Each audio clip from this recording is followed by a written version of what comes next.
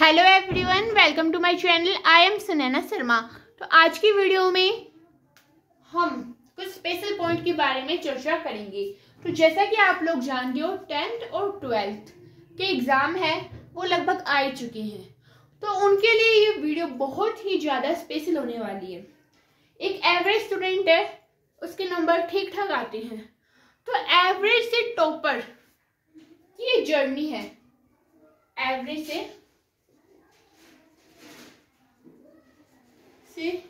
Topper वो कैसे बन सकता है, तो उसके कुछ महत्वपूर्ण बिंदुओं के बारे में हम आज चर्चा करेंगे।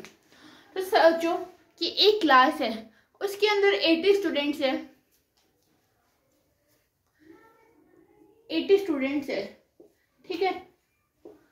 लगभग क्लास के टॉपर कितने होंगे? 10, 60 एवरेज और मान लीजिए 50 एवरेज और 20 फेल, ऐसे 80 स्टूडेंट हो गए। अब एक ही क्लास है, एक ही सब्जेक्ट है, वही बुक्स एक 50 स्टूडेंट्स पढ़ते हैं, वही बुक्स 10 स्टूडेंट्स पढ़ते हैं और वही बुक्स 20 स्टूडेंट पढ़ते हैं। हम जानते हैं एनसीईआरटी ही सब लोग पढ़ते हैं और वही एक टीचर जो पूरी क्लास को पढ़ा रहा है, वही एक टीचर बाकी स्टूडेंट सबको पढ़ाता है। वो तो 10 ही टॉपर कैसे होते हैं?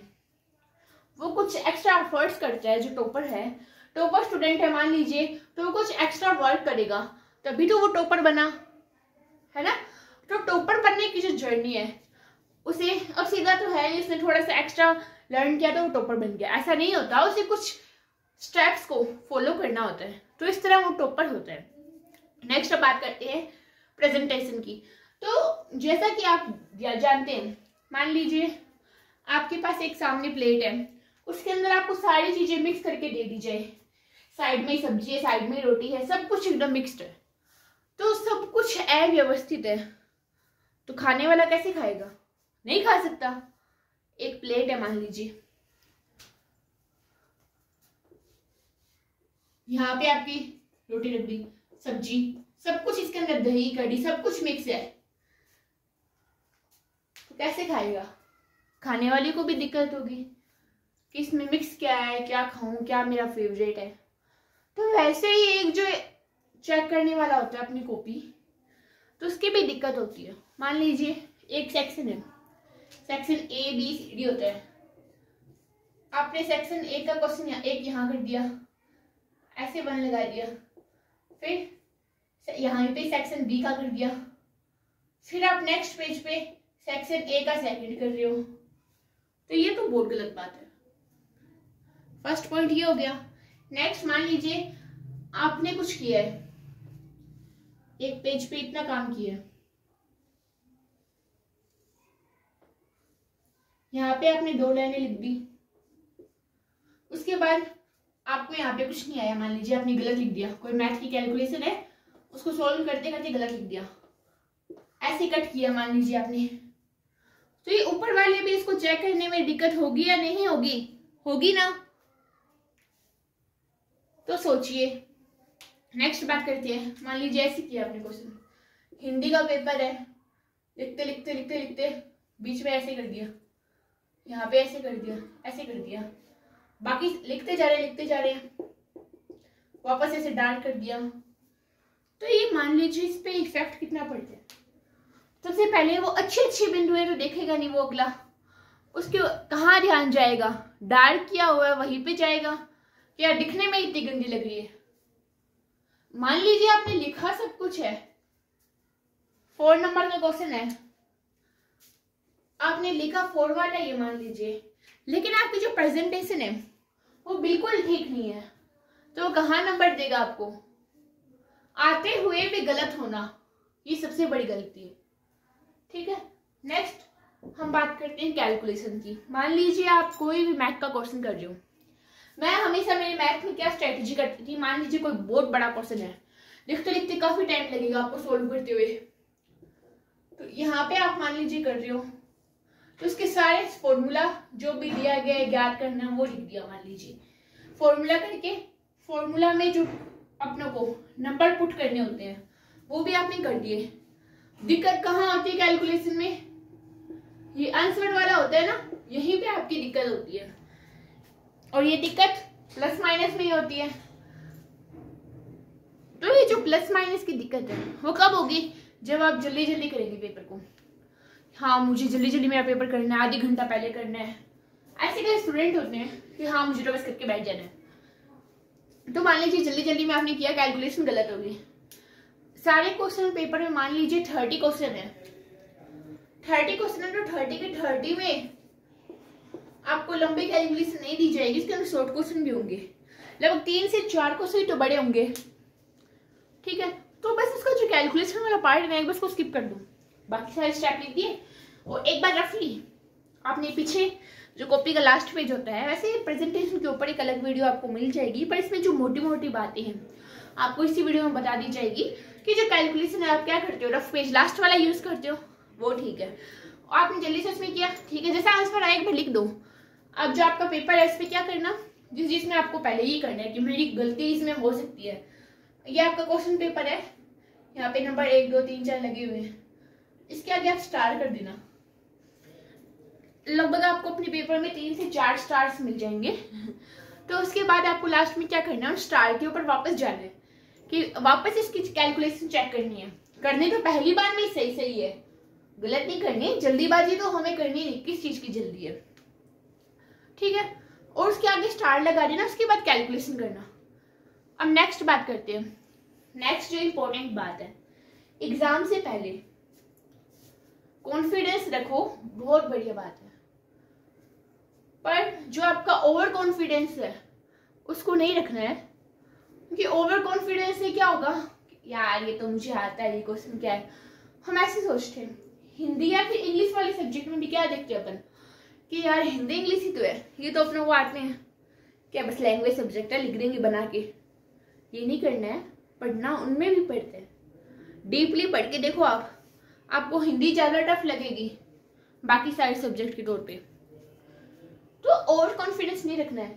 तो ये जो सोच रहे हैं ना, जो स्टूडेंट ये सोच रहे हैं यार अपने और सब कुछ आता है, ये नहीं रखना। ऐसे थोड़ा मन में एक डर रहना ही चाहिए। लोग कहते हैं कि हमें पेपर से क्या डरना, थोड़ा डरना ही चाहिए। क्योंकि यदि आप डरोगे नहीं तो आपके अंदर कॉन्फिडेंस ओवर कॉन्फिडेंस में तब्दील हो जाएगा। तो पेपर से डरो थोड़ा, फिर पेपर से डरने के बाद आप ये देखोगे कि सिलेबस है, पहले ये देखो मुझे आ ही नहीं रहा ये, अरे ये पॉइंट रह गया, ये पॉइंट रह गया। अब डरना भी ऐसे नहीं, अरे भगवान मेरा तो हेडेक हो रहा है, ऐसे नहीं करना है। आपको ये करना है कोई बात नहीं आ रहा है तो अभी भी मेरे पास टाइम है, जो इम्पोर्टेंट पॉइंट है मैं तो अभी भी कर लूंगा। तो ये चीज नहीं करनी है, ठीक है। ये करना है कि आपके पास अभी भी समय है, एक रात जो पेपर से पहले होती है वो इम्पोर्टेंट होती है। तो उसके अंदर अब ऐसा नहीं है कि जैसे जो सिलेबस है अपना जो इम्पोर्टेंट पॉइंट है, अब उनके ऊपर बात करते हैं। जैसे जो सिलेबस है आपका, तो उसके अंदर अब जरूरी नहीं है एक स्टूडेंट को सारी चीजें आए, और जरूरी तो ऐसा भी नहीं होता कि सारी चीजें ना आए। तो जरूरी ऐसा भी नहीं होता कि सारी चीजें सबको आए, और ऐसा भी नहीं होता कि कोई भी चीज किसी को ना आए। थोड़ा बहुत तो हम लोग पढ़ते ही हैं फेल होने के डर से। तो अब मान लीजिए एक दिन पहले आपने क्या देखा, अरे यार मुझे ये नहीं आ रहा है, कोई बात नहीं आ रहा है तो आप नहीं पढ़े होगे पूरे साल। मान लीजिए जो आपको नहीं आ रहा है वो 5 मार्किंग के अंदर है, अब ऐसे तो हो नहीं सकता कि पूरा एक चैप्टर ही हमें नहीं आ रहा। उसके अंदर एक कॉन्सेप्ट होगा, वो ही तो आपको नहीं आ रहा। वो लगभग देखिए आप उसका वेटेज कितना है, 5 मार्कर है। तो 100 में से अगर हमने 95 की प्रिपरेशन भी अच्छी तरह कर ली तो सोचिए अब 5 मार्क, अगर आपने 95 के 95 अगर आपको मिल रहे तो अच्छी बात है, 5 मार्क कोई बात ही नहीं मिले तो, पर 95 की प्रिपरेशन है ना आपको यहाँ पे अच्छी तरह करनी होगी। 1-2 पॉइंट अगर रह भी गए तो ऐसे नहीं कि एक दिन पहले भी उनको छोड़ दिया तो छोड़ ही दिया। यहाँ पे आप 5 में से 2 मार्क्स की लाने की कोशिश तो कर ही सकते हो। जो पॉइंट है आपके पास, मान लीजिए इसका बहुत बड़ा डिस्क्रिप्शन दिया हुआ है, तो आपको क्या करना है, इसके अंदर छांटना है, मतलब जो मोटी मोटी बात है उसको समझना होगा। फिर आप उसको अपनी लैंग्वेज में देखो, पेपर में कोई भी चीज छोड़ते नहीं है, छोड़ दिया तो एक भी नंबर नहीं मिलेगा। लिखेंगे तो अगला देखेगा कि इसको बस लिखना नहीं आया, इसको कॉन्सेप्ट तो आता ही है, ये चीज होनी चाहिए, ठीक है। और हाँ, नेक्स्ट बात करते हैं स्ट्रेस की। तो स्ट्रेस आपको लेना नहीं है, क्योंकि एग्जाम ही तो है, हमने पूरे साल मेहनत की है, एज ए स्टूडेंट है, पढ़ता तो है ही वो।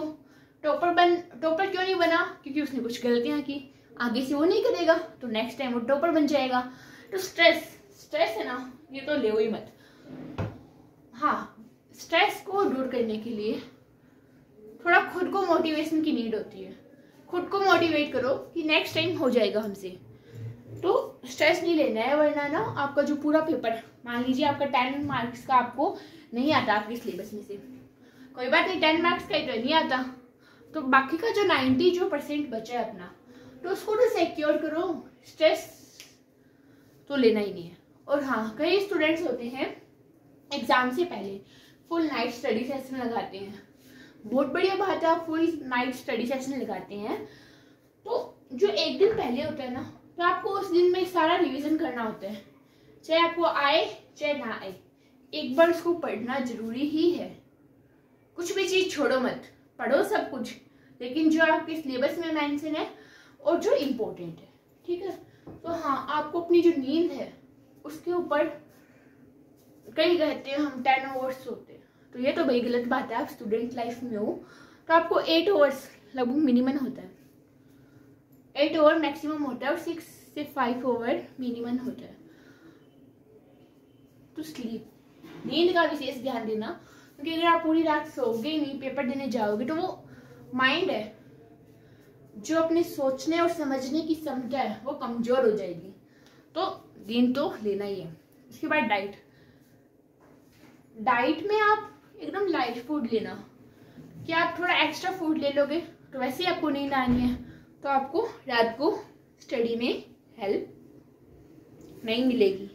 अगर आप हैवी डाइट लेते हो तो लाइट डाइट लेनी है, सिंपल सा। और नेक्स्ट, आपको सब कुछ याद है, सब कुछ, सारे पॉइंट्स परफेक्ट है, मार्क्स कहाँ कटेंगे टॉपर के? जल्दबाजी।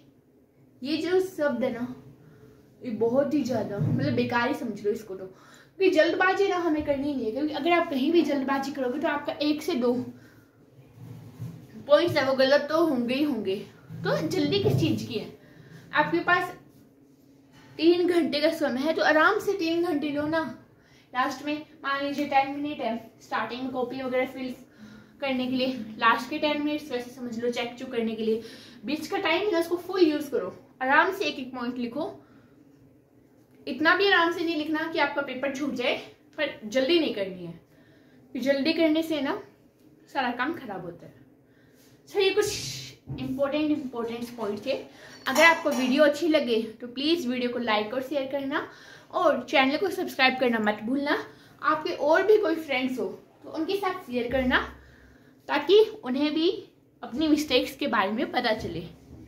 Okay, thank you.